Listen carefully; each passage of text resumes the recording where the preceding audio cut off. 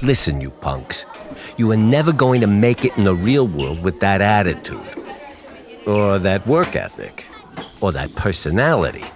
Or that face. Or that outfit. Or those teeth.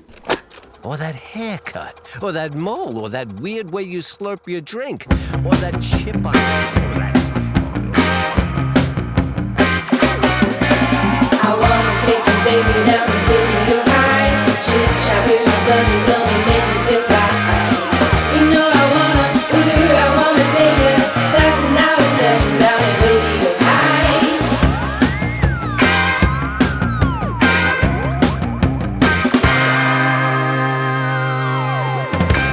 Video High. All right, everybody. Now that you're gathered here, I'd like to read the last will and testament of Jackson, the former leader of the Scorpion Gang. All gathered here, friends, family, confidants, should understand a little about Jackson's life. So before the bequeathment begins, he's prepared a note addressing you all. It reads, "If you are reading this, it means I have been killed. Likely, someone would have hired a man with leather pants and a great mustache to fight me while I am dressed, less conspicuously, like John Candy and Uncle Buck. We probably had a long, drawn-out sword and fist fight scene starting atop a skyscraper, but ending in a public park. It was probably epic. I, of course, will win. But then some coward will shoot me in the back. Tisk tisk. It all means that someone is trying to muscle in on my territory. It could be any number of crime lords, all with names like Phoenix and the Black Dragon. But it is likely a white dude in another movie called Paolo, who's speaking English but is dubbed for some reason. His legion of gray suits will be pulling the strings, trying to Yojimbo everyone against each other. So Raymond, my son, please, please avenge me, even if you don't want to. Now, there's something else you should know. Someone else will hire a ninja to kill Paolo. It's probably Paolo's uncle, but that's of no importance really, as we will spend no time with him, instead focusing on a bunch of white people who are supposedly ninja. In case you're unfamiliar, ninjitsu is a martial art practiced for millennia by covert spies, used primarily to scout information, sow confusion, and kill political rivals. There are many different types of ninja, but the two you should know about: the dreaded black ninja. Skinny white demons who look normal one minute can transform and slash you down the next. But the most feared is the yellow ninja. A ninja so powerful, it can appear out of nowhere, dressed in bright yellow, with a headband emblazoned with the word ninja, so as to announce its very presence to both God and the devil, for he fears neither. This won't really have anything to do with you, but it's pretty cool and they do a lot of flippy moves when they fight. Anyway, if you take down Phoenix and Paolo and whoever else you need to, because honestly it gets really confusing trying to remember everybody's white names, but if you do that, you'll take over my crime empire and become the most powerful man in Hong Kong, or maybe Osaka, or wherever we are. Either here or Japan. You will sit atop the throne as the leader of the Scorpions. And then, and only then, you can proudly exclaim, "Here I am. Rock me like a hurricane." Oh, yes, right. Hello, Phoenix? Yeah, tell me what's on your mind. Your Scorpio gang no longer exists. It is dead along with your father. Now we are controlling the territory. It's your fate, Raymond. I'm here to kill you. Roll call. Casey Regan. Guys, trust me. I will bring Video High back to days of power and glory. Jamie Kennedy. I've said it before, it's a great sign when the IMDb page for a movie has a cast list where each actor is lacking a headshot. It's an even better sign when it's also lacking 95% of the character names. Josh Rossan. I can't decide if this is too much movie or too little movie. It's the perfect amount of movie. and we're not ready. Our brains can't handle it. I don't know where to begin. Well, you begin with a slow zoom into someone's dad. No. You begin with a montage over You're the Best Around ripoff instrumental cover. Right, into just some guy who's in like summer grill attire. Oh, yes. And showing his katana With a off. katana. You're talking about our main character, Gordon. Oh, no. He's not our Gordon. main character. He's our side character. He's our fifth character. I don't know How anymore. dare you? How dare you? He's the Yeah. main character in movie number 2 that's happening at the same time as movie number 1. He's the main Right. character in my heart. The opening sequence is so frenetically insane of this dad bod guy just whipping out his katana in He wants his to show off backyard. his newest flea market buy, guys. He spent a cool $100 on it. I'll be honest, I wanted a katana after this sequence. He made it look awesome. He made it look so cool, just like brandishing it, just it He glimmering wasn't really in the sun. doing anything with it, was he? Doesn't he was matter. Just sort The of sword Yeah. is what's cool. The sword Much is like, awesome. Well, much like all of his accessories, like he doesn't really do much with them, but they look cool in the montage as he preps them. Oh, there's a lot of weapon prepping. And then we get the first casualty in the movie, like 30 seconds out of the gate, which is this bar mitzvah boy in a business suit that. You just described half the cast of this Yes. movie. Seriously. Like, literally, that whole side of the movie couldn't have been more than 15 or 16 years old, right? Like, they No. were so Oh. young. Just They're a little bunch kids. of teenagers who are also mob bosses. Yes. It looked like a high school film. It was like a straight out of college villainy startup. One half of this movie is just a like square-jawed, blonde-haired, tan, surfer-looking white dude murdering teenagers. Like that is one half of this movie. And that first scene, he just like stabs a guy on like I thought it was like this was his son and he was like going mad. This is like the beginning of a Greek tragedy. The movie really does set you up from the beginning for its incoherence because it goes immediately into that first scene. So we have just this random transaction on the street that we're not given any context to or any follow-up for of a guy handing off money. Again, a teenage-looking motherfucker who then walks along the street and then a yellow dressed ninja jumps out of nowhere, the white guy from the titles, and just kills him. And Kills again, him. in case Dead. you were confused whether he was a ninja or not, as Greg described, on his headband it just says ninja. I have never really experienced something in a movie that didn't bother me at first, and the more I looked at it, the uglier it got. Yes. Like, the more just insane I felt. Part of me feels like this movie would do best if we do a quick sum up because the movie's intensely convoluted, but the plot is ridiculously simple. Yes. Because honestly, my notes are insane. Like Yeah. they sound like a first grader's journal. It's like, and then this happened, and then this happened, and At then the this very happened, least, and we need to, ultimately like, doesn't yeah. mean anything. At the very Right. least, we need to like split it and like go over the plot of one half of this movie and then go over the plot of the second half of this movie because cross-cutting between them is going to sound incoherent. So we're doing 2 episodes. Yeah. This movie's painted with incoherence. Like instead of white paint and gesso, they were just like, let's throw a little incoherence over here. We'll put a ninja here. Okay, Greg, I don't know what the future of this podcast is, but let's get some things square between the four of us. There's like the one story is about this Hong Kong sort of like Rod Steiger character who's like dealing with the death of his father and like coming to terms with his own person while rising through the ranks of crime, and then this mindless killing machine unknowingly affecting this other person's life. This was definitely movies that knew nothing of each other being cut together. These are two unfinished movies. Yes, please tell us. Yes. Thank God. So I'm almost disappointed. I wanted to believe that this was all planned. Be. No. You shouldn't be because the stories are actually insane.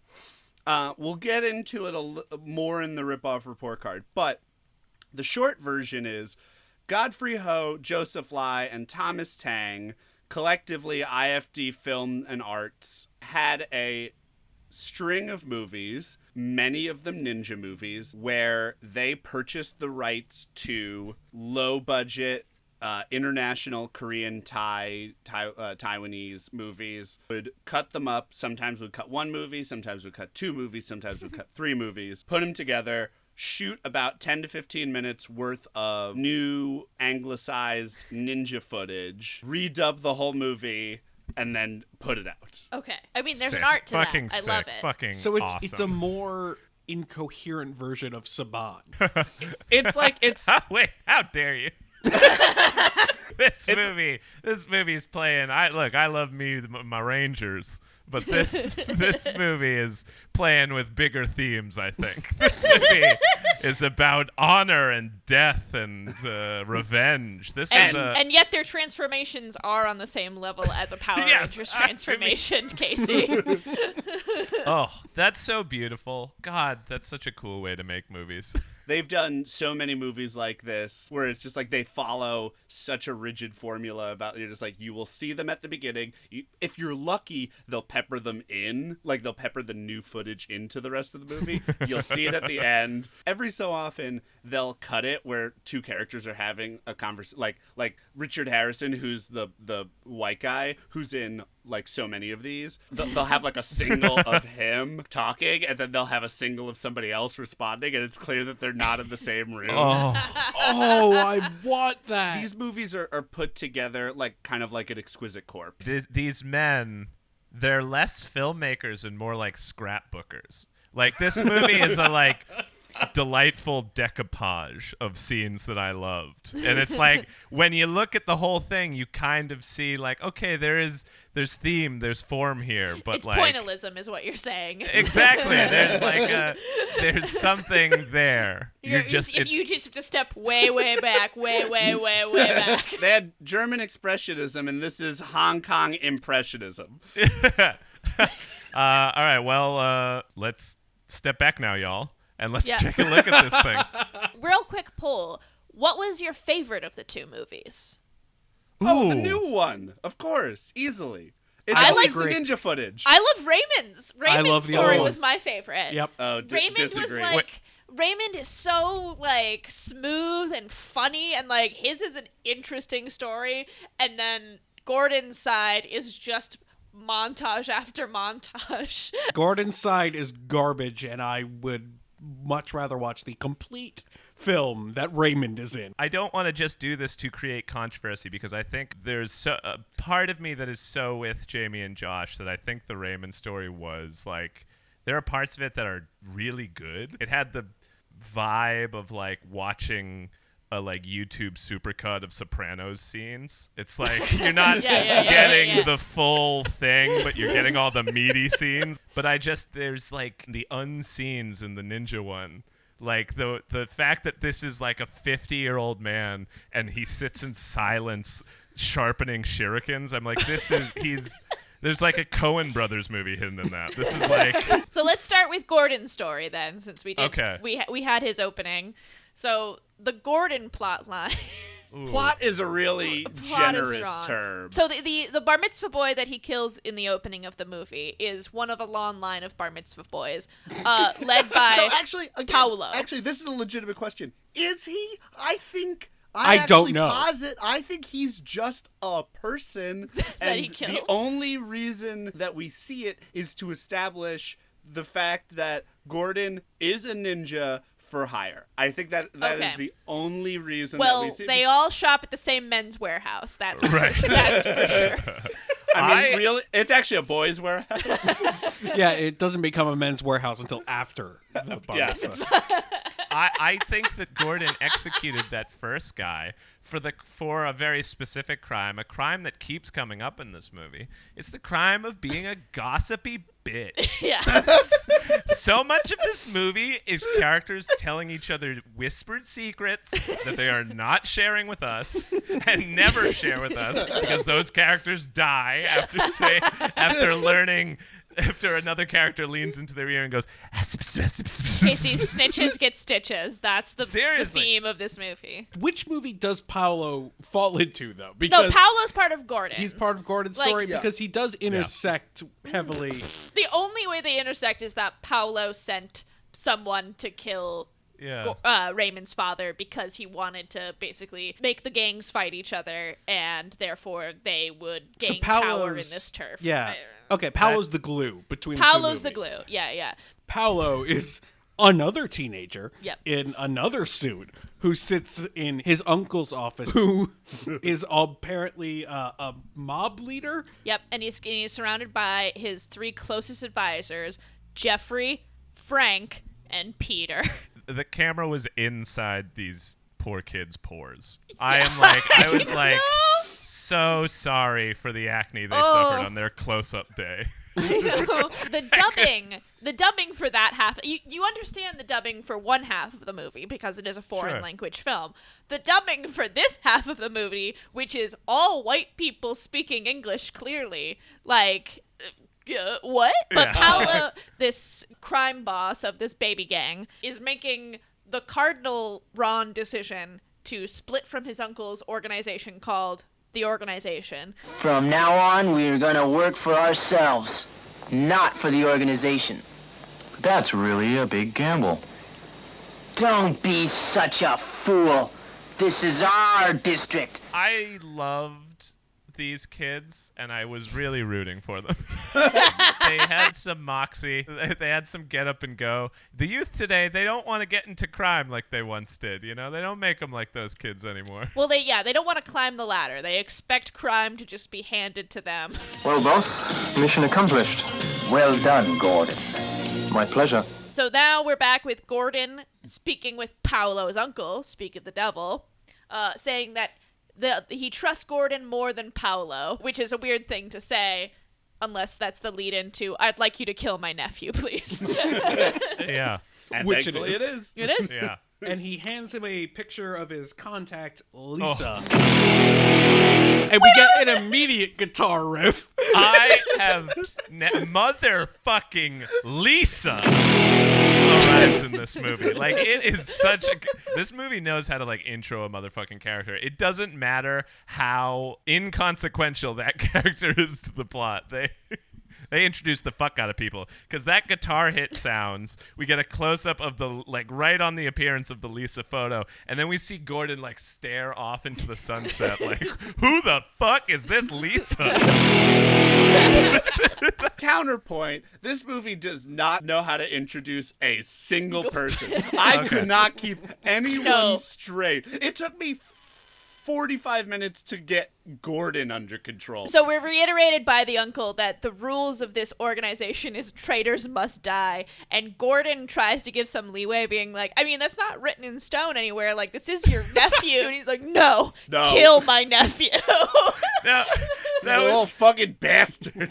the rest of this movie, Gordon is a, like, emotionless monster. Yeah. He is a, like, android designed to shred him up. Because once you say go, there's no turning back. Like, I Right, will kill your nephew. First, I will kill 3 random people. Then I will kill your nephew's 3 best friends. Then I will kill your nephew. So, Right. like... This is my process, you understand. I'm a stone cold psychopath, so Yep. once we get this train on the tracks, it don't stop. As this movie goes on, we keep checking in to Paolo's office. It's just like, we're just like checking in on the fodder. It is a Yes. fait accompli that these little fucking chuds are gonna be ninja food. These are like meats just walking around at this point. But we check in everyone, so we, the audience, like peeks our head in and be like, how you guys doing?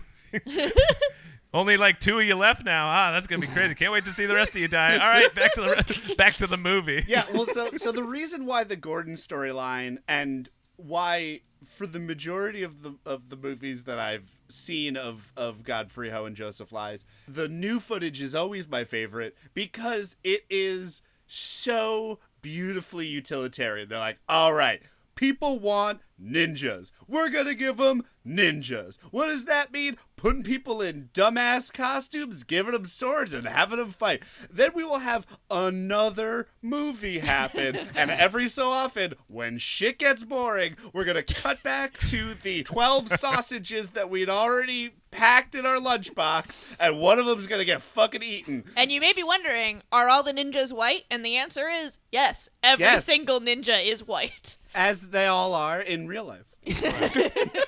But it's also baffling because, okay. Period. It is a joyous experience watching this movie. It should be said. It is baffling and incomprehensible, but I hung on its every muddled word. I hung on it. On every rogue shuriken. It's so much of just wide-eyed innocence in the face of this thing.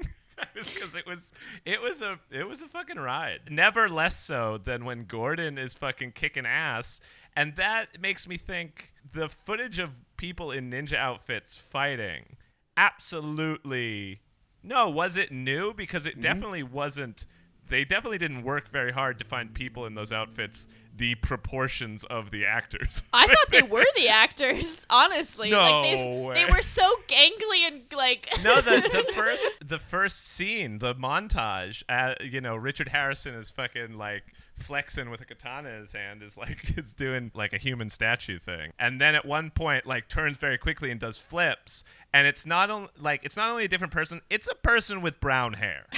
It is a person with brown hair doing that flip. I believe that movies should transport me away, and I don't think about, where the seams are. The only scene that really connects them in a true, meaningful way is an obvious, like you said, Greg, reverse shot in a car between Paolo and Phoenix. Yeah, they cut from Lisa to motherfucking Lisa.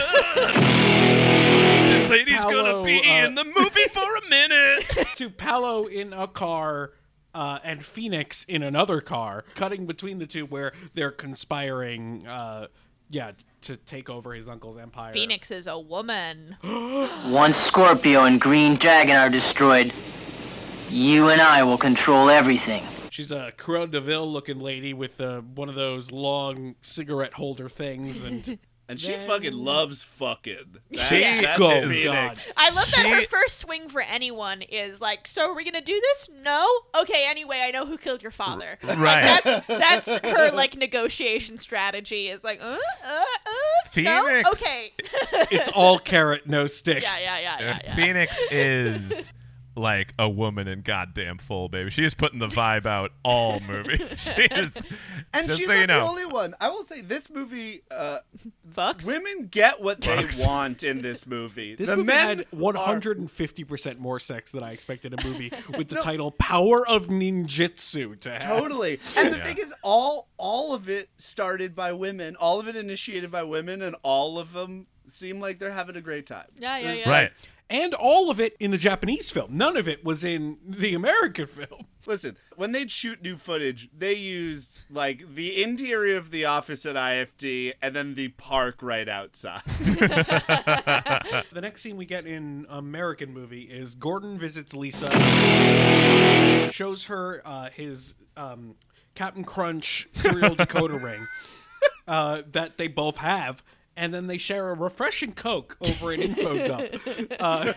Something's got to pay for this movie, man. Something's got to pay for this movie. Apollo and Phoenix are working together now.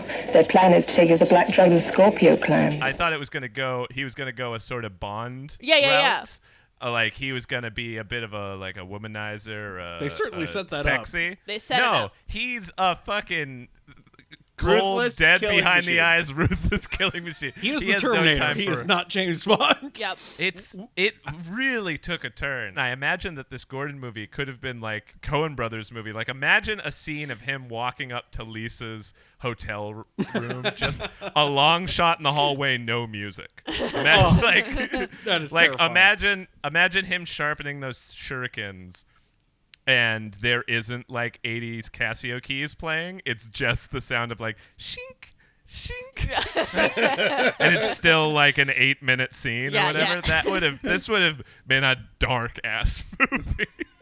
as they're just talking with Lisa, she tells him that Jeffrey, Frank, and Peter are Paolo's right-hand men, and he says, I need to know, like, their whereabouts and where I can find them, which, like, would be really good setup if the next 3 kills weren't of completely different people who we don't know how they're related to the plot whatsoever. They give us 3 names, and the next fucking scene is Gordon sharpening a shuriken and using it to kill Jonathan, who's not on the list at all. No, the only real plan we ever get from Paolo, the only thing coming close to a criminal conspiracy, we know he wants to be a criminal. We know he wants to be the boss of criminaling, but we never see him do any crimes. We never see him plan anything. We never see him make money even in an uncouth way. The only thing he ever... We have a very quick phone call with Phoenix, which is so hilarious because there was no time to get anything out.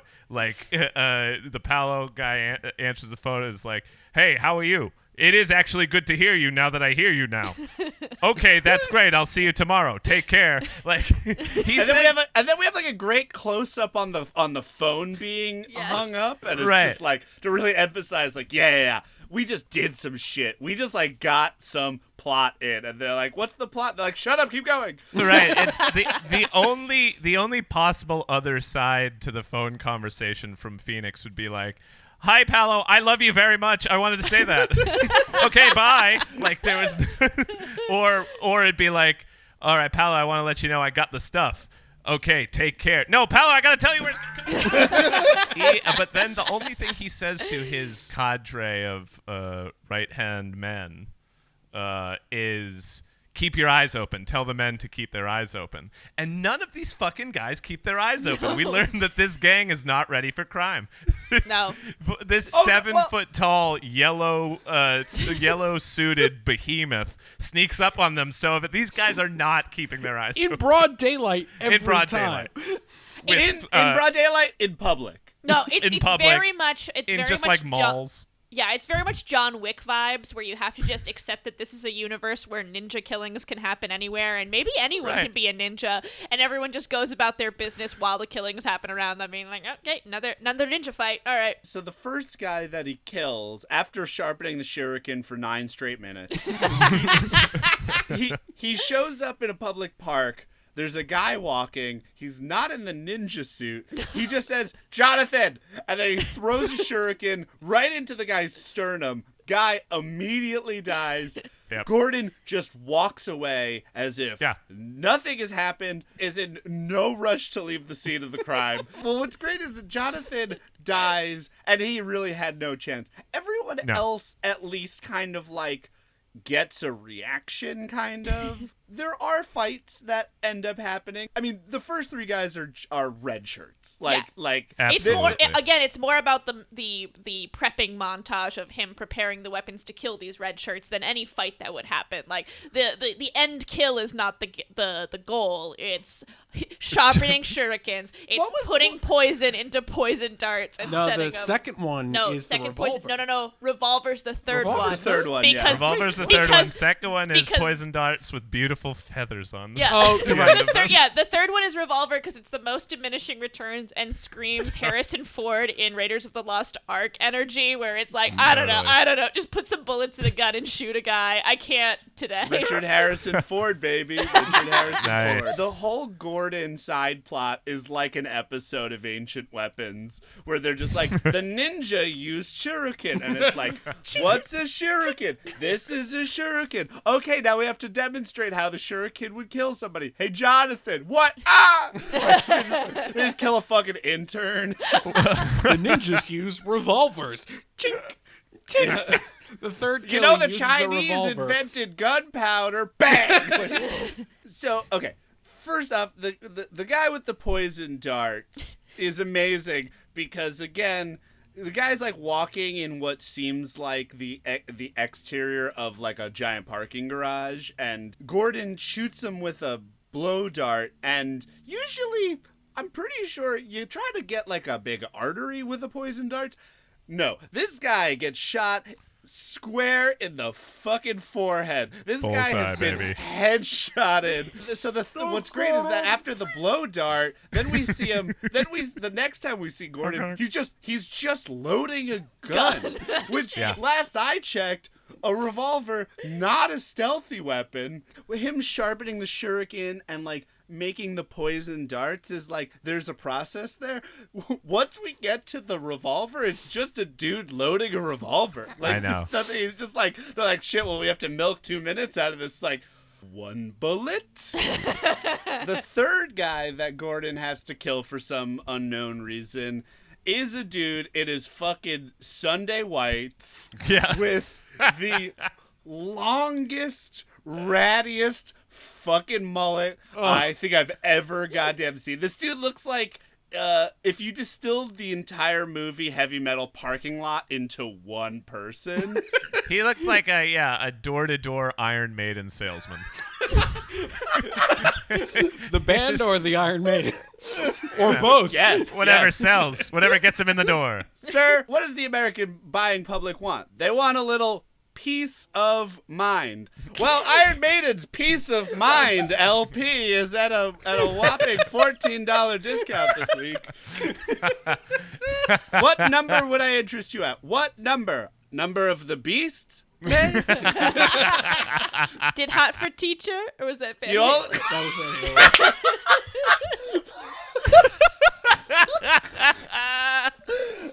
honey.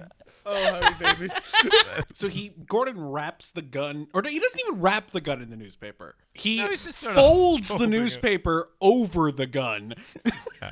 Over the loud part, though, so it's very, very, very quiet. And then, I think my favorite part of this scene is that he walks up to William. William turns around and he asks, "Do I know you?" And Gordon says, "You did." Did he? Well, just now. He just met him. It would have been so good if Gordon was just like, made you look. That actually. No, would have been you better. did. I thought you did was it's nonsense, but it flirts with like in that phrase, in that sort of script eloquence. There's a shape of something like, "Do I know you?" You did is like. That's the thought going through a dead man's head. Like, he's about to be dead. You did know me. Now you know no one. Like, there's... For a split second, we knew each other. Yeah. The fact that these kills get so much, like, less exciting, it fits into the narrative. If there's any narrative to this, it's a portrait of a psychopathic killer. Like, the first kill is exciting, and then as it gets going, it's rote. The first kill is something you play for, is something you plan and meticulate. You're always chasing that white dragon after that, baby. I know, exactly. It's never the same. Which is different though than the other one, which is the black dragon. That's a different movie, but also the same movie. It's the different same movie. Yeah. That old movie that knew nothing about this other movie. One movie knows the other movie is happening. The other movie, those people live in a past totally ignorant of Gordon. Lisa shows Gordon pictures of Jeffrey, Frank, and Peter. Remember them? Yeah. The people she told him to kill. And describes Peter as, and I quote, He's a real sex maniac. Peter, the Australian dubbed Ginger. Listen, you know the cardinal rule of filmmaking is tell, don't show.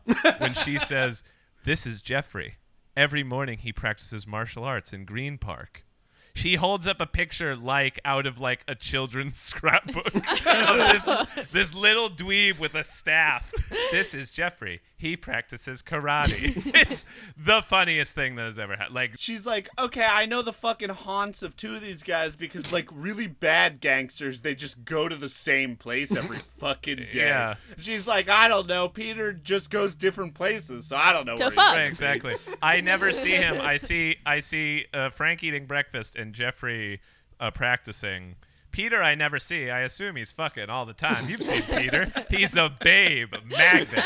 Peter is young George Carlin. If in the video game character creation you turn forehead all the way up, max out forehead bar. At this point in the movie, right before this happened, Josh was like, "It's been way too long since there's been a ninja fight." And then I summoned a ninja fight, albeit an an absurdly short one. Jeffrey's practicing with his bow staff in what I assume was the photo shoot for the photo that Lisa shows Gordon. And then Gordon teleport cartwheels into the scene. But then Jeffrey says, I'm a ninja too. And he Power Ranger transforms into Black Ninja duds. So when he Power Ranger transforms, I was psyched. And then just as soon as my excitement peaked, it ended because Gordon like slices him along the cheek and then teleports away, and that's it. Scene over. Yeah. Oh yeah, and let's not forget that every death from here on out that Gordon causes will end in slow motion. The dubbed groans are really like spilling out of this movie. It is really where it flexes muscles. They're like, ugh, bleh, yeah, in that scene we learn that all the ninjas are magic. When ninjas suddenly appear. So now one down, we cut to Paulo, who tells his teen goons to put up a reward for Jeffrey's killer. Gordon is stalking Frank now, in his Terminator fashion. Another Power Rangers transformation. Some actually This time pretty with cool... some pizzazz. This time it wasn't just a jump in the air. It was a bit of showmanship that he vogued into a ninja outfit. I think this fight scene was actually better. There's a pretty cool like slow-mo backflip over a sword cut that I thought was pretty neat. But then it's over and Gordon teleports away. His planet needed him. We do keep cutting back to Paolo after all of these, where he's like, damn it, now Frank is dead. Now Peter's dead. And, like, I kept wondering, the plan like... isn't going great for old Paolo. But, like, I also don't know if he, like, has put the pieces together. I also like imagining, because, like, all of their scenes was shot in the same room and clearly on the same day, I really like imagining, like, they do one scene with all of them, and then they're like, and that's a wrap on Jeffrey. Right. Yeah. And then he leaves the room and they do the next scene. That's a wrap on Frank. The fact that Paolo and company at no point ever talks about how things are not going well. Like a Friday the 13th movie where there's a gaggle of kids in the cabin and they're just like, oh, let's split up. Yeah. And like, and suddenly there's like, oh, there were 4 of us. Now there's only 3 of us. I guess Janie went to go take a shower. Oh, she's been in the shower a really long time. Heather should have come back from the topless weed store by now. At this point, though, Paolo's acne-covered mobsters do tell him that Lisa is after him, which he still doesn't put together any pieces, but he uses this as incentive to send another ninja dressed in black after Lisa, who whips her to death. Ooh. That would be Peter. Yeah, that's our boy Peter, sex maniac. Yeah. Oh my god, it actually makes sense. I didn't realize that was Peter. I'm gonna be perfectly honest. He has a metal like whippy thing, and he basically just flagellates her for a while, and then at some point she's just like, "Well, I'm spent." But before that, she writes a phone number. A phone number? I think it's a phone number in her own blood. Does she write it? I thought he wrote it. Yeah, as like, I as like thought he wrote it. I think as a message. I thought her hand was. I don't know. No, Josh, you may be right, but that is not what I read immediately. But now that you say it, it makes perfect sense. Like she had finished writing it. Oh, maybe. I think it was the ninja did it because he was just like, we fucking know that you're doing this. We killed Lisa. Like, come on, fight us like men. That is what I read when I saw it. That makes sense. Because I don't know why she would write it. Because it's very much or how she would know the number. Yeah, why would she know the phone number? Why would she write a phone number? She's been like whipped to death with like a bicycle chain, and then stabs through with a katana. But she like heads to the desk and gets the Rolodex. It's like Paolo. It is terrifying. It's out of another movie. Yep. And it is It's out of a third terrifying movie. and tantalizing. Like it's purposefully tantalizing. Like she gets her dress ripped off, and she's like on the bed and looks coquettishly back like, oh my. And even as she's being whipped, she's just pressing tit down on pillow like, ooh. And as they're about like, okay, I movie. I'm flattered. I have a partner. We're not like it's of course on a different life I would movie, of course. This movie is always. I have another movie. Yeah, we have to go back. I have to find out what happens to I have a Raven. previous commitment with another film. I'm seeing another movie right now. Literally, I am trying to watch another movie. It's a bit of an older movie. I needed that experience in my life. It was a real tragedy because the guitar sting lets you know that Lisa fucking lived. That's how I want to be remembered. I want someone to look at pictures of me with guitar stings. I mean, to be fair, if your legacy is also led great life, was cool guitar stingable, killed by ninja, pretty good. Pretty sick. Good obit. Yeah, Good obit. that is a real obit. Next up on the chopping block, Peter. Gordon stalks Peter. There's more Power Ranger stuff. Peter uses arm batons to fight off Gordon. Pretty dope. But Gordon guts him with his katana, and satisfied that he's now killed all of his quarry, he lowers his mask and does not teleport away. I will say that you have missed something important, which is What did I miss? that this fight starts with hand fighting. Yes. Then they materialize Yes. weapons. Yes. The coup de grace of the fight is at the end when Gordon fucking JCVD splits and stabs, just katanas the shit out of Peter. Oh. And yeah, just like penetrates like in a moment, the sex maniac. gets down to a compromising position and penetrates the sex maniac, who we just do a sadomasochistic sexual abuse on our darling sweet Lisa. It was vindication. Lisa will remember you.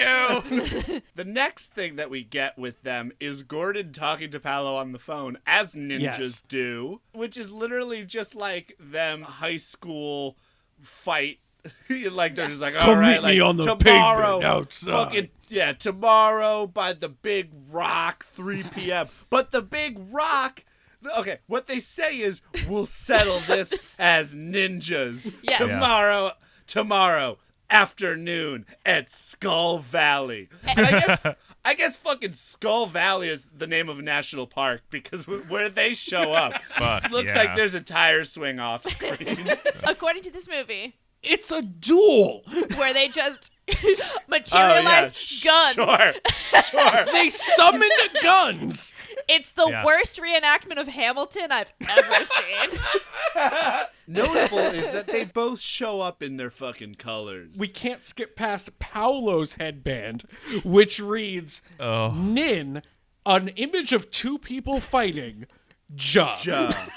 The Party City shopping run that happened before this movie, like I'll sorry, tell you, Jamie. sister. It happened way before this movie, because those outfits are used in all of these.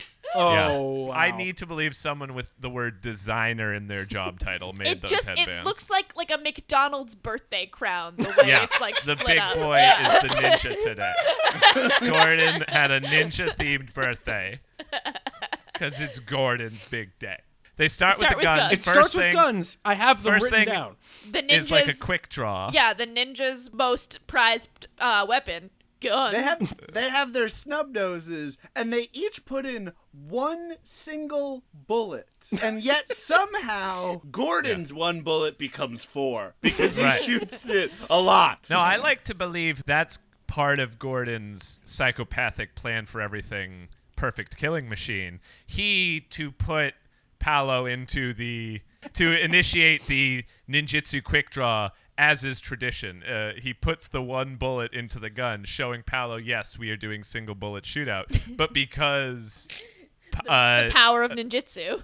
No, I think because Gordon is the killer, is death incarnate. He has already loaded 3 other bullets in there because he is going to kill Paolo. There's no chance Paolo's winning this fight. There's no chance Paolo survives. Well, he tries. I mean, he makes his play in this point because he tries to win Gordon over to his side, saying, "If you team up with me, I can give you riches. We can take over my uncle's organization and we can run it. But this is when Gordon is like, well, I don't do it for the money.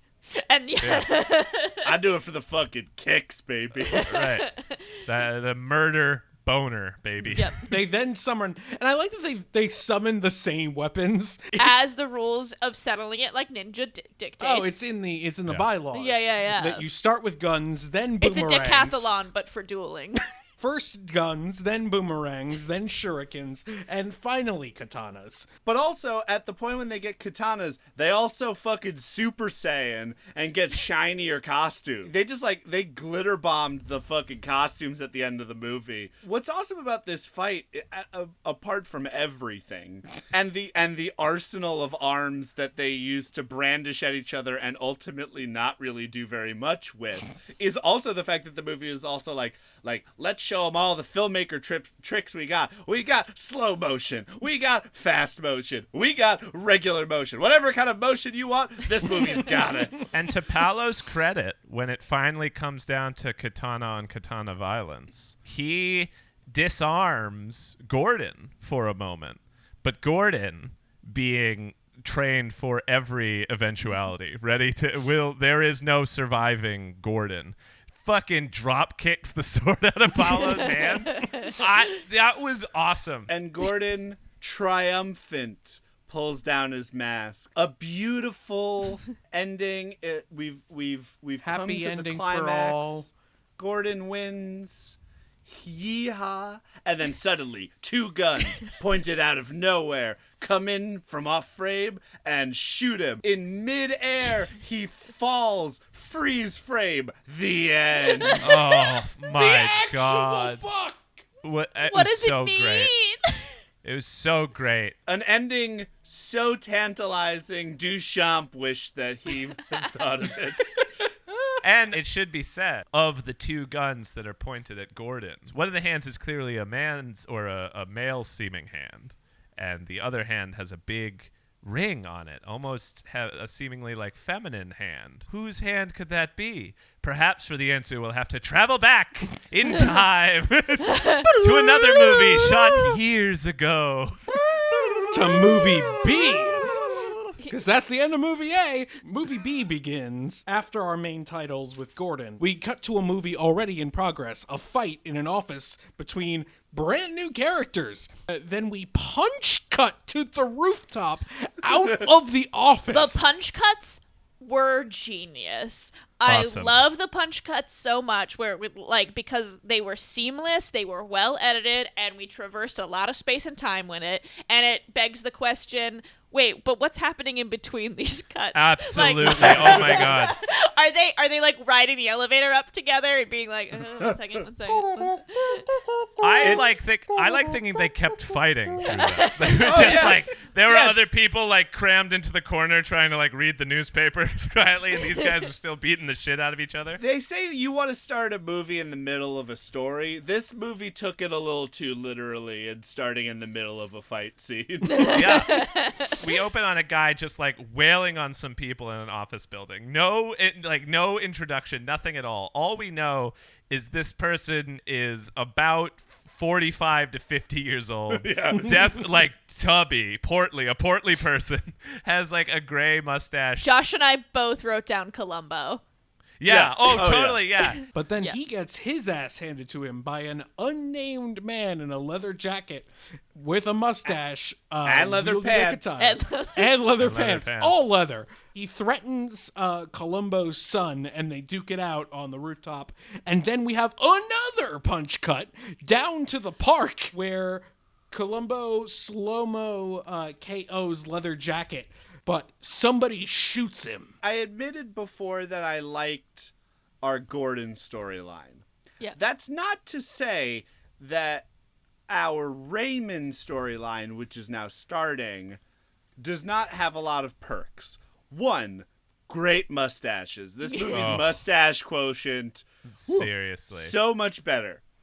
Two, this fight scene that opens up, even though we have no idea where we are, who we're with, or why they're fighting, this fight scene fucking slays. It is real fun, real good. We get a dude who is in almost exclusively leather, fighting with a katana, which must be fucking hard. That shit clings. Squeaky. Definitely he's just squeaking around. I wish that I heard the field audio from that. Seriously. This movie, you begin like at the end of like a big, like a helicopter, and you've got to be like, the green means go, green light, go, go, go, and you have to like base jump into this movie. And I was ready for anything. I was looking around like, all right, they're fighting. Guy's fighting in an office. Okay, now he's fighting another guy, a guy in all leather, and he's got a mustache too, and his hair, he's got like a curly afro. Is this the same guy from the past? Is he fighting his past self? You get a compass and a little thing of water, and you're like in the wilderness, and you have to make your way through this movie. Yeah, this fight scene felt like the rest of the world turns, but these two shall always be fighting. It's a constant. Right. It's like death and taxes. The huge helicopter shot of them fighting on top of the building that just like pulls out, and you see the city in the background. I was like, rad. this is epic. Yep. This is like it's like, yeah, Greg, you're right. It's like Thor and Loki doing battle on a mountainside. It's God and Satan, baby. This is the chess game in the Seventh Seal. Right. It's right. That's what this is. Spoiler It's alert, black. Greg. I haven't seen the Seventh Seal.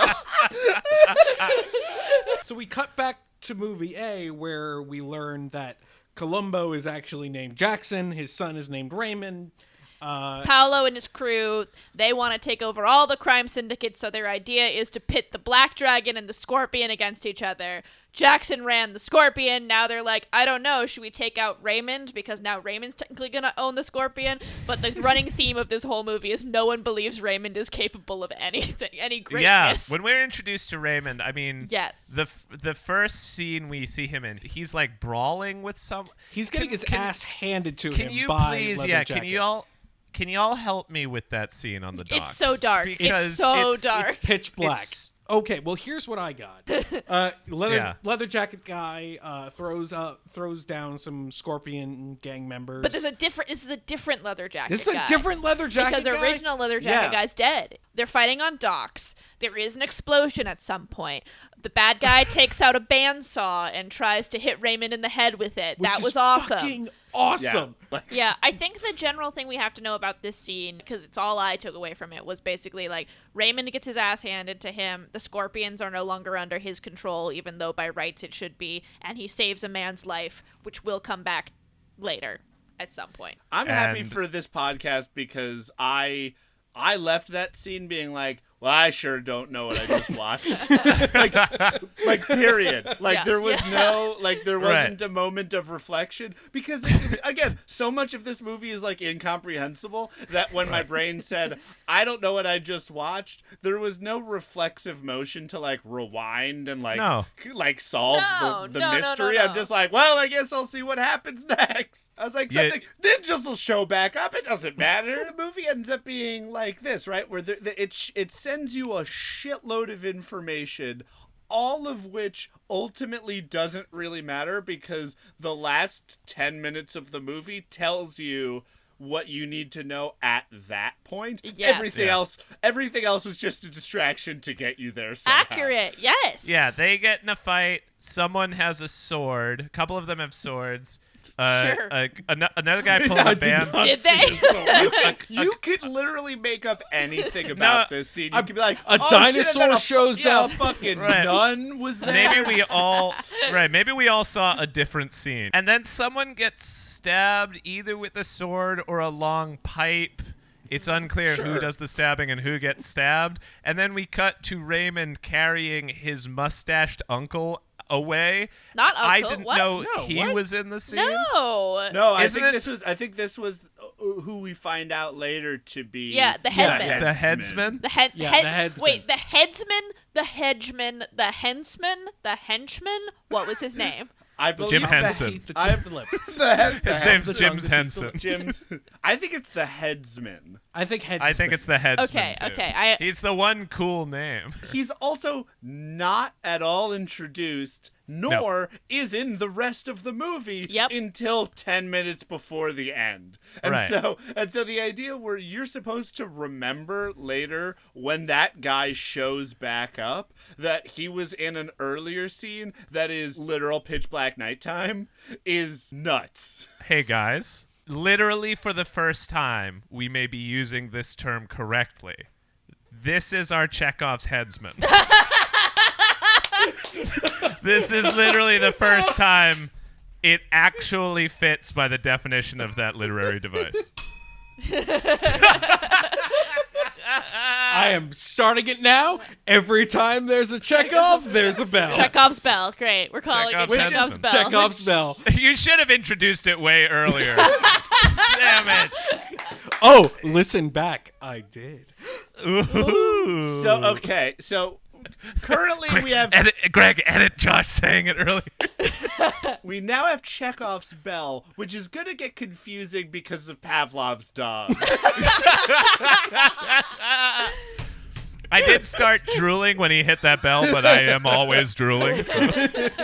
We skip months? 3 months later. Okay, this is a legitimate question. Did it say 3 months No, later? it didn't. Okay. No. Well, there's no title card, but somebody says that Raymond's been missing for 3 months. Yeah. This movie doesn't hold your hand like that. No, but it does hold your... That's the wild thing, is that this movie picks really strange times to hold your hand. Yep. And when it doesn't, where it's like, come on everybody, there are ninjas. Do you know what ninjas are? Ninjas are killing machines. and then they're just like, yeah, well then Raymond is friends with Albie and Chipmunk guy over here. We got the Scorpions, Phoenix. This movie is like reading fucking Gangster Dune. Yeah. like it's just this scene is so inscrutable because this sleepy guy is just like staring at a vase.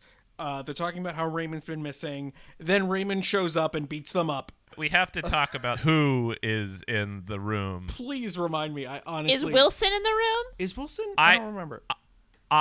That's probably worth checking because I was just going to ask you guys. Was that Wilson who is looking at the vase? You know, he takes a real face turn halfway through this movie. He takes a heel turn, he takes a face turn, back into a heel turn. Right, and so the fact that, I'm having trouble believing, I don't know why it's the exact sort of insane that this movie is, but would it introduce a character that our main character is later supposed to be, deferent to by, knocking him unconscious and sticking an apple in his mouth?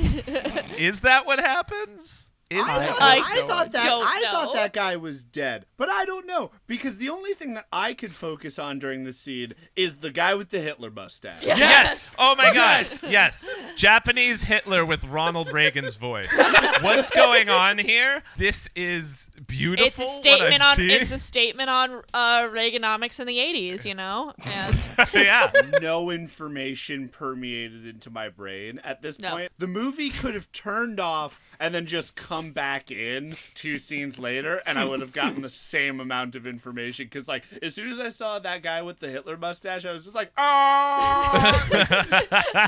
I know I said that Raymond was my favorite movie of the 2 movies, but I honestly did not retain any of the information about that side of the movie until I think 2 more scenes from now. Raymond is now grown up in the 3 months since he's been gone, and he's really changed, and his personality now is he comes in dressed sort of like he's in the Rat Pack. It is he does seem to have a fighting style where he studied under martial arts virtuoso Jerry Lewis. Well, I was gonna say, because he has also a Jack Lemmon vibe to him. Yeah, totally. Like he's a straight man, but making jokes, and he does physical comedy. I really liked him as a main character. He's fighting a very Hamlet-esque battle. He is portraying himself as a bit of a fool and a more of a sleazy sort of criminal than he actually is because he's on this ultimate quest for revenge. Taking over the Scorpions is really his means to get in front of the people so that he can avenge his father's death. Is that though? Because that's what I read. Well, only because it seems like he has to be pushed into avenging his father's death. He has to be shamed into avenging his father's death. He's like, I'm not here to fucking do that. Is he playing coy at the beginning of the movie? Like, I legitimately don't know. He is. I think because the next scene in movie B is Raymond interrupts a private geisha show, and this is when we get his full like Jack Lemmon comedic relief. I do like that we're referring to this as movie B, as it is the majority of the runtime. Yeah. And like an actual story. Yeah, is the narrative the movie. thrust. Right. But it is not the namesake. We meet Mr. Wilson, who was Raymond's father's best friend, who is disappointed that Raymond is such a playboy. Yeah, so it must have not been Wilson in that first scene. It must have been, again, just another guy who looked exactly I guess it just the didn't same. matter. Cut that whole scene out of this podcast to save some time. No, I mean, the only person really throughout this movie that I could constantly like see and be like, oh, that's him, is Raymond, our main character. Yeah. Like every other character you meet took me a minute to be like, who is that? What's their connection? But Raymond was always the anchor. Well, it also doesn't hurt the fact that they actually say his character's name while he's on screen, referring to him. Whereas the majority of other characters, they are referencing when they are not there. And so they're like, you have to get the Black Dragon. Who's the Black Dragon? You'll find out in another scene I when still you don't meet know. him. Right. Right. I mean, you don't find out. Spoiler. Well, the Black Dragons are the gang. It's like a Was whole. that? I don't know. See? Yeah. I think Black so. Dragons. It's the Scorpions I'm not versus the entirely Black sure, but I Dragons. think so. It's sharks versus jets, I guess. Raymond is painted as a playboy. In the next scene, when people are discussing who's responsible for the killing of Paolo's men, it couldn't be Raymond because he's a playboy. I'm so disappointed to see my best friend's only son become nothing but a cheap playboy. We have to talk about Uncle Bill because he's an actual character. All right. I thought he was in that first scene, so he seemed like a full Okay. character. Now I don't know what Uncle Bill is doing in the movie. So Uncle Bill rescued Raymond, apparently, from that first scene and encourages Raymond to seek revenge. Then we get to a restaurant where two gangsters who are representing Mr. Wilson come in and are trying to move in on Scorpion territory. So Raymond has this flunky. I don't know where the flunky showed up from, but he's there at this point with him. They go to this. He's doing an internship Yeah, in basically. college that the Paolo's gang goes to. Yeah. We put the tri in triads here with our internship program. Damn it. So he goes to this restaurant that's in Scorpion territory, which is what his father used to run. But the Scorpions are messed up now because like there's a power vacuum. Paolo said that whatever that other gang on the docks, like Grunge came around. Yeah, there wasn't the run it. same appetite for music like the Scorpions. Yeah, and so the chef is deeply offended that he is here to basically claim his rule as part of this territory, and so because of honor starts a fight with Raymond, which then escalates into a comedy routine. Yes. Because Okay, Raymond now goes, I'm on the same page. Because Raymond goes, well, if you're gonna kill me, I should get a last meal first, right? And he's like, all right, fine, yeah, you're right, you should get a last meal. So he like delicately is eating this rice bowl, and then he's like, okay, can I kill you now? And Raymond goes, well, I should get a last cigarette first, right? And he's like, that's a good point. Before I kill you, you should get a last cigarette. So he takes a cigarette, and he's like, do you have... I'm just explaining this whole scene verbatim because I love it. You should, because it's beautiful. It's really beautiful. So he gets out the cigarette and he goes, hey, do you have a light? And the restaurant chef does not have a light. He's like, all right, oh, never mind, I'll make do. And he grabs delicately a hot coal from a fire next to the and lights the cigarette with the hot coal without flinching. And the chef is blown away by this because he's like, what power? This man who can hold fire but not flinch? I want to work for you. And then Raymond turns to camera and goes, ouch, ouch, ouch, ouch, ouch, and drops it. Awesome. But as a result of this scene, Raymond now has two people in his corner. Random flunky that I don't know where he came from, and this sushi chef. There was a part of me during the scene when the chef has a double barrel shotgun pointed at Raymond as he's like finishing his dinner. When I genuinely was like, he could very easily be killed in this scene. Like this movie up until this point, and we should hammer home, this is probably still only 15, 20 minutes into the movie. Like we are still early into this movie. And by this point, I have seen so many people of varying seeming importance to the plot just be killed. I would have not been surprised if the chef had like unloaded both barrels into Raymond and he died, and then the movie then becomes about the chef having to like cover up a death of a mafioso. He then gets killed, and like the movie just keeps happening like that. Like a Jean-Luc Godard, the camera just keeps moving to the next character. Right, exactly. Next, Raymond visits Jenny, who turns out to be the woman who was with Mr. Wilson in the private geisha show. She tests him by offering him money to prove that he's not a playboy, and is convinced that he's not a playboy when he doesn't take the money. He chose wisely. There are so many inconsequential scenes in this. It's baffling, plot. yeah. At this point, we can kind of start to put the movie on autopilot. Because it really is like Raymond has proven himself that he's going to take over the Scorpions again. He's got some people in his corner. Now it is a race to figure out who killed his father and kill them. The guy from the Japanese Hitler scene comes in. I think it's not Mr. Wilson. I think it's whoever this that guy is. Whoever this other heavy is. But this guy is like, they really portray in all the physical characterization of this character, in the performance that has been captured on film. This actor has a real sort of gravitas. This actor has like a toughness, and is even making baby blue 70s leisure suit look pretty tough, like still be imposing. And the Foley dub of his voice, like, they really did him a disservice. His voice is like, "Where's Jenny?" But she's with a guest right now. I'll give her 10 seconds and then I'll wreck this place. Got it? He's like 6'5", 280 easily. Like, It's like huge. dubbing The Rock with Wallace Shawn. Yes. Well, no.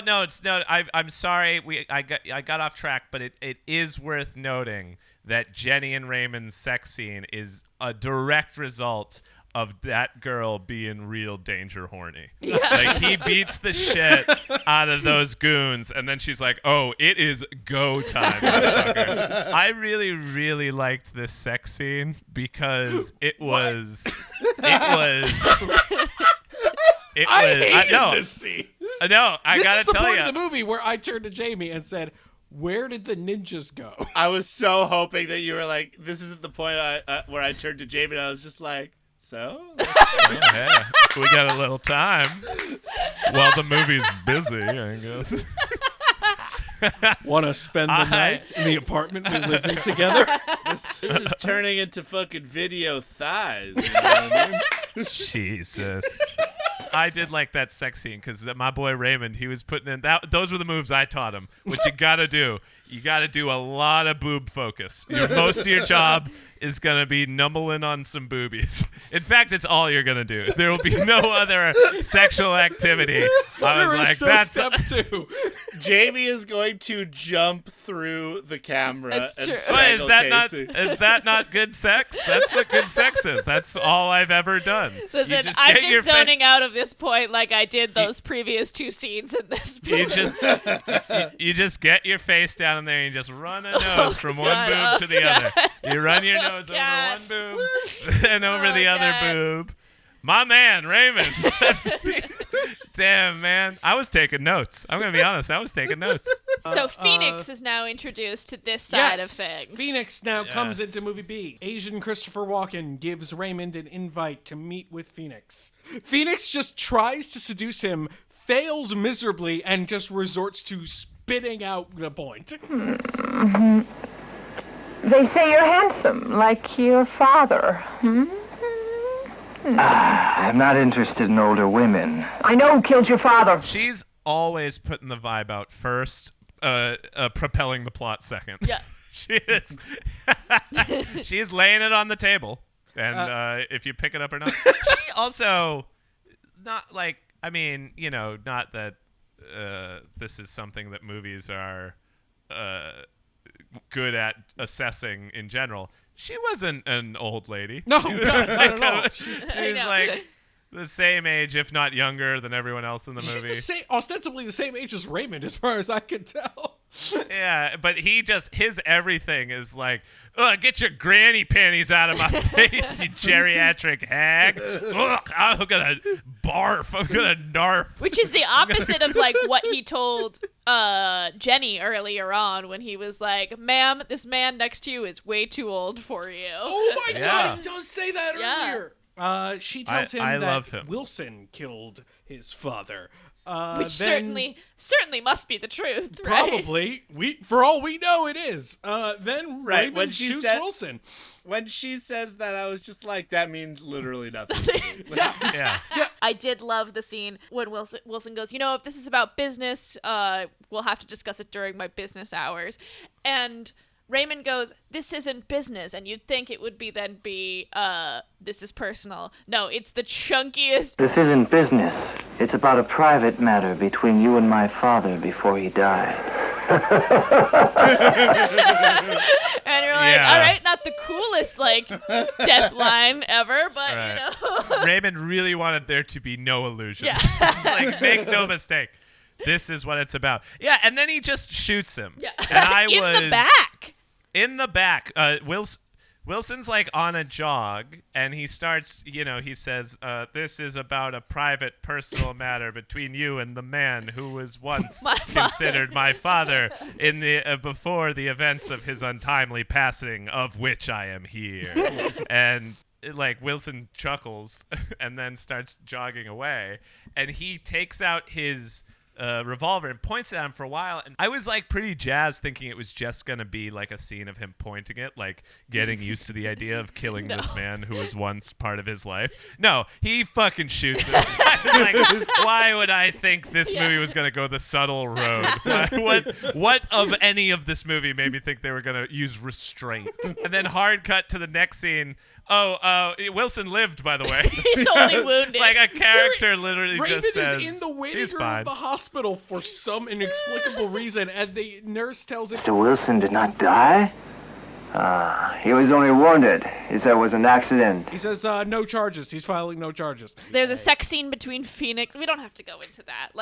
Yes, we do. No. Yes, we do. We're told just by Jenny very quickly, whoops-a-daisy, actually Wilson isn't the guy who killed your father, I swear.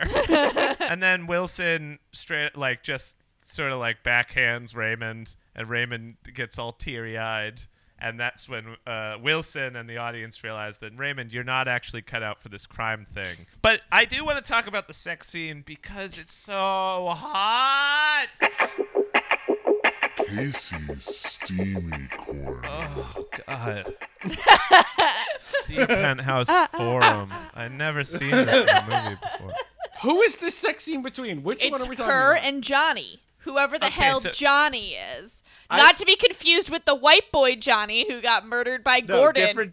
Different Johnny. No, there's different Jonathan and then Johnny. Okay.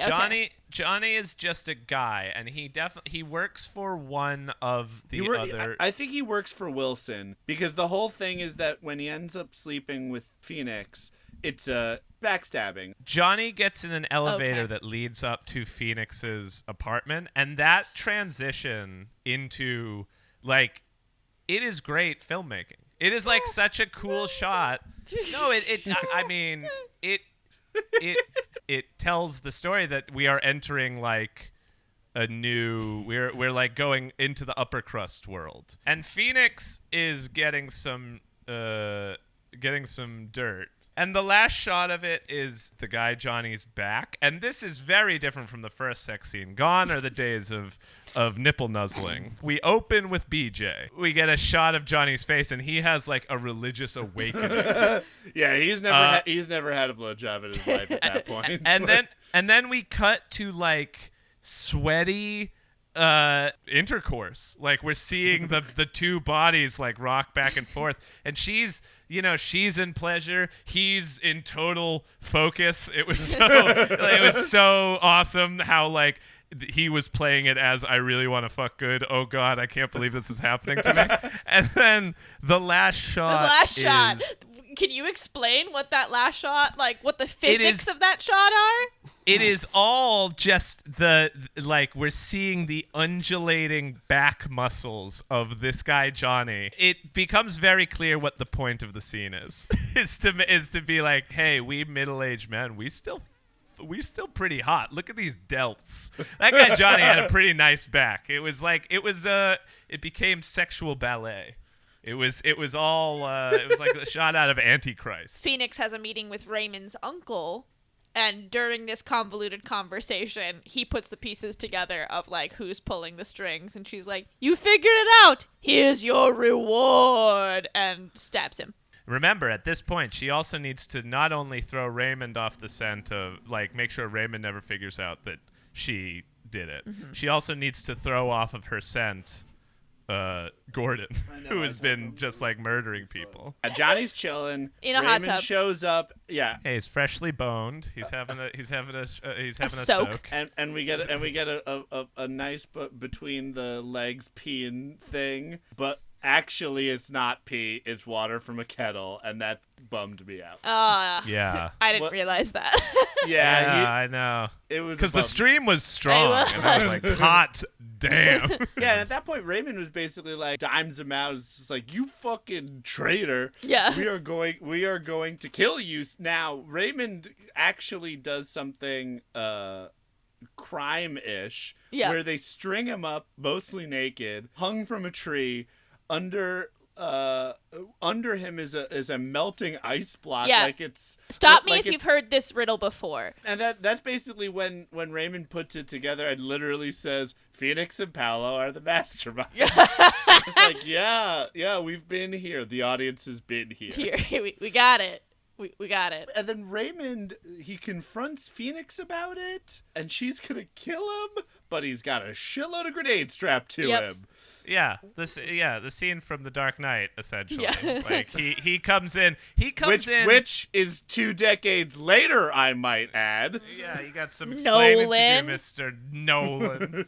I don't really know what he was inferring. Like, if she shot him, was he going to quickly pull all the pins? Yeah, unclear how that was gonna work out. He was like, I'm walking out of here, and all I could think was like, well, they're just gonna shoot him as he gets safely down the road, right? Yeah.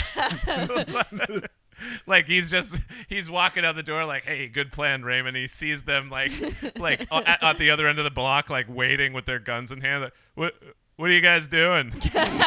He walks into the scene with Phoenix to sort of figure out like, why'd you do it? Why'd you betray everyone? Or get proof that she betrayed everyone, which is lying on her desk in a folder that just says scrapbook. Again, these are not filmmakers. These are collage artists making this movie. Here's the evidence. Raymond has like a family dinner after that. This scene is incredible. He is cackling like a madman. But then like has an existential crisis. Fear.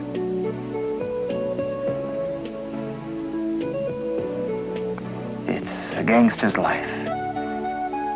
Sitting at this table is Raymond, Jenny, chef, our new chef friend, and the old intern, and he's like having this like he's drunkenly waxing about like the choices he's made in his life, and he goes, I hope our kids will understand that. And I was like, our kids? like what is this sort of like polycule they've formed? This sort of like our kids, all I could think was like the chef was going to be like, you mean it, boss? I'm going to be a father? The headsman shows up at the restaurant looking for Raymond. He kills the chef. Whose name is Ricky. Ricky! I wrote it down. Okay. His name is Ricky. Oh, and Tony is the other guy, is the flunky. Friend assistant. There's actually this pretty cool shot of the headsman leaves after killing them, and then you see Raymond come up the stairs and enter in the same shot. It's like 2 ships passing in the night. It's pretty Missed it by that much. Yeah, I know. I mean, this movie kills the henchman. like Raymond's henchmen, and it's like this movie spares nobody. Like those henchmen had nothing to do with this. You didn't need headsmen. Do you have no honor? I thought no one has honor. I thought being a headsman because I definitely knew what that was. Raymond is not great at being a crime lord. Like as he re-enters this game, he shoots his allies. He has everyone like who has decided to follow him ends up dead. He's just not cold enough. Yep. But he is a fucking badass still, which is why we get a really awesome final fight in a cemetery. Yeah. So the headsman left a note saying to meet at Jackson, who is Raymond's father's grave. And then this is where we learned, the headsman was the guy that Raymond saved on the dock that you saw for 3 seconds. Right, which matters no amount. It makes no difference. They fight. Well, it only matters in that I'm not going to stab you with the same sword that killed your 2 friends because that's how I'm going to repay you. We're going to settle this as men. Hand-to-hand combat, I guess. Yeah, right. until he does. Doesn't he pick he gets stabbed? Yeah. Raymond is fucking housing the headsman. Like this is go to like judges call it. Throw the towel in. It's over. And so headsman like grabs his sword and they sort of square final off. Hail Mary, as it were. Right. Okay. And he goes for him, and with a quick sort of like wrist grab, Raymond turns the sword on the headsman and he runs himself through. And it is a cool reveal because the way it's framed, it looks like the headsman has stabbed Raymond, but then we get sort of the close up of the situation and we see that Raymond has in fact turned the headsman's sword in on himself. Dead. Head. Always.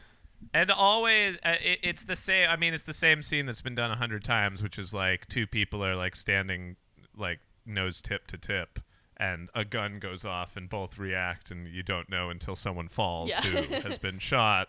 But with a sword, it's just cooler. Yeah. Everything with swords Everything's is cooler with a katana. While he's bleeding out, the headsman confesses that it was him who killed Raymond's father. Also, my name is Ron. Oh, also his name is Ron. Yes, that's right. That's what he told him his name. When he's I'll never forget dying. You, Ron. Yeah. Yeah, he's like, as of deck, please, I wanted it to be headsman. Just to cap it off we will not tell you any character's name until it is too late. Yep. And then that's the end of this part of the movie. It's the end of movie B! Yeah, which is nuts because we have not killed the Phoenix. Which is just like, because at this point in the movie, I was like, we've got to kill the Phoenix, right? Though, but it's an hour and a half into the movie. What else? And then they don't, and I was just like, okay.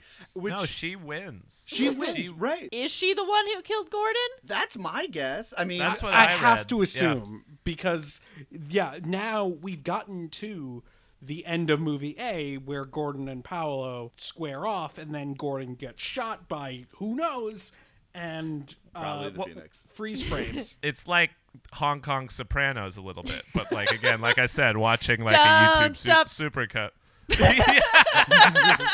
Yeah, it just sort of ends. It's because that's what the end would be.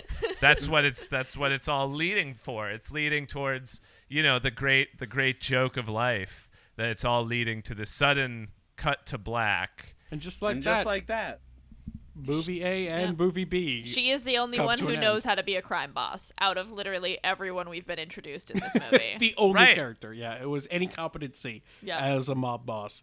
In honor of our redhead fake Australian.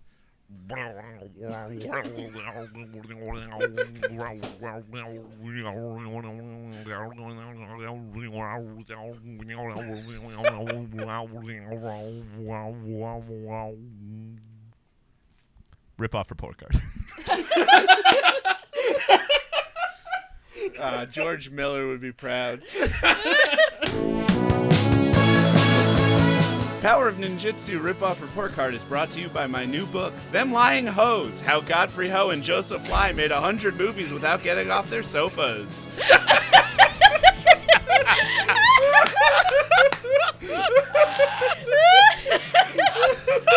This works so well. It works so well. Oh my god, wait, I gotta pee. You made me laugh the pee out of me. For those born after 1980, it might be taken for granted that ninjas have forever been a part of America's cultural fabric and understanding. But if you lived in the 70s and were not Japanese, you might not have heard the utterance of shadowy figures throwing shuriken and wearing those shoes that separate your big toe from the rest of your foot. Surprisingly, one film specifically would ignite a worldwide interest in ninjitsu and its practitioners throughout the 80s and beyond. That film is the appropriately titled Enter the Ninja. Cannon Films, our friends, struck big with a martial arts film starring ex-spaghetti western star Franco Nero as the White Ninja, fighting newcomer and actual ninjitsu trained Sho Kosugi. What followed could only be described as a craze. Now, Enter the Ninja made a cool $13 million at the box office, and suddenly low-budget film producers were looking at big cash money. Think about it. You can hire named faces, put them in a costume that purposefully covers that face, get a real martial artist to do the stunts, and the public would be none the wiser. Cannon themselves ended up making Revenge of the Ninja and Ninja 3: The Domination before 5 American ninja films. But they weren't the only ones. Ninjas popped up in tons of movies like Pray for Death, Rage of Honor, and 9 Deaths of the Ninja, all of which starred the now hot Kosugi. But it grew. Ninjas started popping up in toy aisles, in new home video game systems like Shinobi and Ninja Gaiden, and of course, in print and on television as 4 radical shelled buds called the Teenage Mutant Ninja Turtles. Ninjas became a standby Halloween costume. Ninjas became ubiquitous. And where there's smoke, there's fire. People were hungry for ninja movies, and quick. So, this is where IFD Films and Arts Limited, a Hong Kong production and distribution company, and their heads Godfrey Ho and Joseph Lai come into the picture. The story goes that Ho and Lai, along with another friend Thomas Tang, realized that they couldn't compete with the major Hong Kong studios, and when Cannon started to see big returns, they started to churn out ninja flicks. But the problem was, they couldn't make movies fast enough to meet the demand. So they started picking up low-budget movies from Thailand, Korea, Taiwan, wherever it was cheap. Then they'd cut up these films, shoot a few new scenes with Western actors in ninja costumes, slap those sequences at the beginning and the end, and if you're lucky, pepper them throughout the middle, redub the whole thing and call it something like Ninja Thunderbolt, or Diamond Ninja Force, or Thunder Ninja Kids in the Hunt for the Devil Boxer. Jesus. All real movies. Yes! It was like Ninja Alphabet Soup or some crazy no-budget Ninja Burroughs poem. The IFD crew, under many pseudonyms, made no less than 100 movies like this. It's actually hard to accurately gauge how many credits they had because they would reuse footage, buy films and just change the credits, ghost, write, direct, and edit others. The results, as you can imagine, are dizzying. When these masterpieces arrived on American soil, they were packaged up with artwork depicting an orgy of ninja action, luring in prospective renters with foil boxes and lurid titles. Such was the strength of the boom that apparently Godfrey Ho could roll up to a film market and sell 30 to 40 films. Oh my Holy god. shit. Fuck. An interesting footnote is how Enter the Ninja employed a middle-aged Italian action star Franco Nero as the dashing lead. IFD similarly found its shining star in American Richard Harrison, a similarly steely-eyed and mustachioed leading man who became somewhat of a star in Europe around the same time as Nero. Having shot a bunch of scenes with Ho, Lai, and Tang, this footage was used and reused and reused and reused. They ultimately cut Harrison in and promoted him as the star of nearly 30 films. He has since gone on record to say that these films ruined his career. Oh, no. And once the ninja craze subsided, Godfrey Ho ended up going on to make a series of films with Cynthia Rothrock. But that Baby girl? is another story for another Rip-Off Report card. Oh. Wow.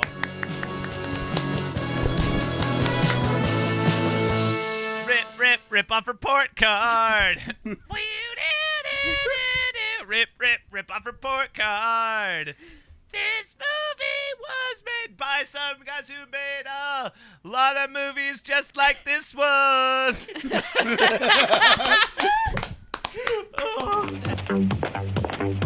This has been Power of Ninjitsu. What do you think will be on that sweet, sweet final exam? My final thought is what this and all other movies made by Godfrey Ho, Joseph Lai, and Thomas Tang prove is that literally any movie, regardless of plot, is helped immeasurably by the sudden inclusion of ninjas.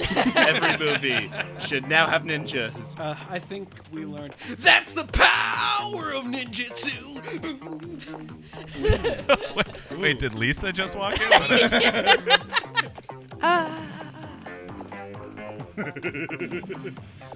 Oh no! Oh, Jamie fell off screen in slow motion. Jamie, that's so sad. This is exactly how I lost my friends Peter, Paolo, Frank, Jonathan, Johnny.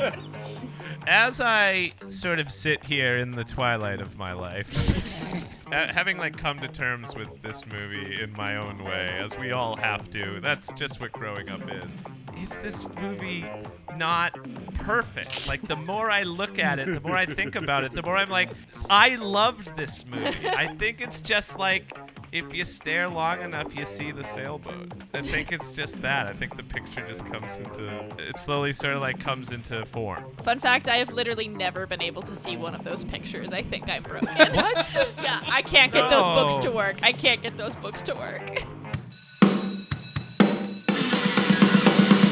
Thank you so much for tuning into this week's Video High, where we discussed the power of ninjitsu. We'd like to thank Seth Applebaum of Ghost Funk Orchestra and Gabriella Tessitore of Scout Harris for our wonderful theme song, Justin Ferraro of the Rizzos for our bed music, thanks to the great Chopin for the funeral march, Ann Shearer for our lovely logo, and our teacher, Mr. Philip Marlowe, for our opening. Thanks from the whole Video High class, Jamie Kennedy, Josh Roth, Casey Regan, and me, Greg Hansen, for listening. Next week, we will be digging into the Thanksgiving stuffing that dreams are made of with 1972's schlock classic Blood Freak, the world's best, but not only turkey monster movie, with our special dinner guest, Chloe Medgalchi. Check out Video High on Spotify, Apple Podcasts, or wherever you get your podcasts. And don't forget, if the cranberry sauce doesn't hold the shape of its vessel, don't eat it.